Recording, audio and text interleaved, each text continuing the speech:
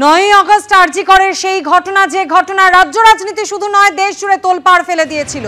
Duty চলাকালীন এক তরুণী চিকিৎসককে ধর্ষণ করে খুনের ঘটনা, সেই ঘটনার পর প্রায় 1 বছর হতে চলল। তারপরও একাধিক শতাধিক এ ধরনের ঘটনা ঘটেছে কালীগঞ্জ, কসবা, আর এবার সরব হলেন সেই অভয়ার পরিবার। কসবা কাণ্ডে নির্যাতিতার মাকে পথে নামার আহ্বান জানাচ্ছেন অভয়ার মা। 9ই আগস্ট অভয়ার মৃত্যুবার্ষিকীতে নবান্ন অভিযানের ডাকও দেওয়া হচ্ছে। 14ই আগস্ট রাত দখলের ডাক অভয়ার পরিবারের। সত্যি কথা বলছি, আমরা আদালত এবং রাস্তার উপরই ভরসা রাখছি। কোনো এই বিশ্বজিৎ সরকারও সেদিন আমাদের বাড়িতে এসেছিলেন, অমিত শাহর বাড়িতে গিয়ে খাওয়া দাওয়া করেও পর্যন্ত এসেছেন। ফলে গেলাম, খাওয়া দাওয়া করলাম, এলাম, এই পর্যন্তই হলো। আর কি লাভ হলো? আপনারা যে যাবেন কেন্দ্রীয় নেতৃত্বের সঙ্গে দেখা করতে, কোনোই কিছু পাবেন না। তবে সীমা পাহুজা যিনি, উনি বলছিলেন যে স্বরাষ্ট্র দপ্তর থেকে নাকি ওনাকে বলা হয়েছে কাজটা ঠিকঠাক, তদন্তটা ঠিকঠাক মতন করতে। এটা উনি নিজে বলছিলেন। সেটা কতটা সত্যি কতটা মিথ্যা সে জানি না আমরা। মানে আপনারা আর কোনো নেতা বা কোনো সরকার তাদের উপরে ভরসা রাখছেন? আমরা আন্দোলনের উপরে যারা যারা আমাদের আন্দোলনের সঙ্গে থাকবে তাদের সঙ্গে আমরা আছি। আর মা, আপনি কসবার মাকেও ডাকছেন যে চলুন একসাথে মিলে। অন্যায় কিছুতেই আমরা সহ্য করব না, অন্যায় মানব না। মানে কসবা তামান যেই আসুক, যে এরকম ঘটনার শিকার হচ্ছে তারা রাস্তায় আসুক, এবং এই আন্দোলন ভবিষ্যতের জন্য, এই আন্দোলনই একমাত্র রাস্তা। বিচার চেয়ে পাওয়া যাবে না এই রাজ্যে। পুলিশ কোনো তথ্য প্রমাণ পায়নি এই কথা বলছে। সঞ্জয়কে একমাত্র কনভিক্ট করার চেষ্টা করেছে। সুতরাং সেই রাজ্যে বিচার চাইলে বিচার পাওয়া অসম্ভব। সেদিন তদন্ত করার নামে স্নিপার ডগও নিয়ে আসা হয়েছিল, কিন্তু সেটা তদন্ত করার জন্য নয়, তদন্ত মোছার জন্য, প্রমাণ মোছার জন্য নিয়ে আসা হয়েছিল। আমাদের যেতে দেওয়া হয়নি, 3.5 ঘন্টা বসিয়ে রেখে সমস্ত তদন্ত ধুয়ে মুছে ছাপ করা হয়েছে। সেখানে স্নিপার ডগও আনা হয়েছিল।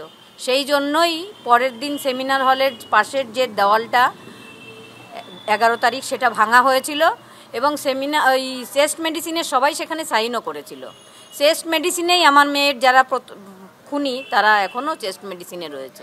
সিবিআই, আপনি এর আগেও সরব হয়েছেন, সিবিআইয়ের ভূমিকা এই মুহূর্তে কি? সিবিআইয়ের ভূমিকা নক্কারজনক বললেও ভুল হয়। সিবিআইয়ের ভূমিকা খুবই খারাপ। গতকাল বিশ্বজিৎ সরকারের যে ভাইয়ের যে এগেনস্টে চার্জশিট দিয়েছে, সেই চার্জশিটে দেখবেন বড় বড় নাম দিয়েছে, কিন্তু তাদের কোনো হেফাজতে নিয়ে বা চার্জশিট দিলে যে সেই সমস্ত কিছু করে, বেকার একটা চার্জশিট দিয়ে সিবিআই দাঁড়ানোর চেষ্টা। আমরা সিবিআইয়ের কাছে বিচার চেয়েছিলাম, সিবিআই সঞ্জয়কে কনভিক্ট করে দিয়েছে, এবং গর্বের সঙ্গে সিবিআই আমাদের সঙ্গে কথাবার্তা বলে, যখন বলে গর্বের সঙ্গেই বলে আমরা একজনকে কনভিক্ট করে দিয়েছি, আপনারা বিচার চেয়েছিলেন, বিচার করে দিয়ে দিয়েছি।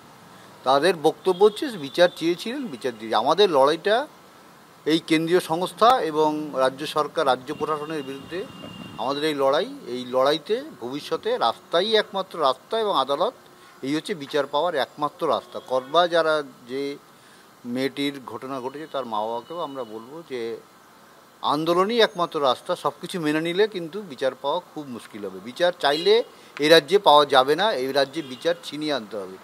আমি প্রপোজ করেছিলাম, অভয়ার বাবা মা এটাকে ডিক্লেয়ার করেছে, আমরা পার্টিসিপেট করব। আমি তো পার্টিসিপেট করব, এবং আমি অর্গানাইজ করব যাতে হাজার হাজার লোক আসে, এবং আমি ধর্মতলা থেকে হাঁটা শুরু করব ওনার বাবা মাকে সাথে নিয়ে। ওনাদের কত জল কামান, টিয়ার গ্যাস আছে সেদিন দেখবো আমি। রাখি বন্ধন 7টার মধ্যে হয়ে যাবে, আর নবান্ন অভিযান বেলা 12টার পরে হবে। হাতে বোনের কাছ থেকে, দিদির কাছ থেকে রাখি নিয়ে আরেকটা বোনের বিচার চাইতে, মমতার পদত্যাগ চাইতে, ওর বাবা মাকে সাথে নিয়ে আমি আগাবো। পারলে আটকান। আমি বলে গেলাম সিপি মনোজ বার্মাকে, রানী রাসমণি রোডে জমায়েত হব। উনার পিতৃদেব মাতৃদেব কালকে বলেছেন আমরা থাকবো, আমি সঙ্গে থাকবো। এইখান থেকে বড় মিছিল যাবে, সাঁতরাগাছি থেকে আরও একটা বড় মিছিল আসবে। দুটো আপাতত ঠিক করা আছে, আরেকটা চেষ্টা করছি হাওড়া স্টেশন থেকে। এর আগের দিন আপনি মমতা ব্যানার্জি সকাল 8টায় ঢুকেছিলেন নবান্নতে, 27 আগস্ট। এবারে আগের দিন রাত্রি থেকে থাকবেন, ঢুকলে আপনি বেরোতে পারবেন না, আমি আপনাকে বলে গেলাম।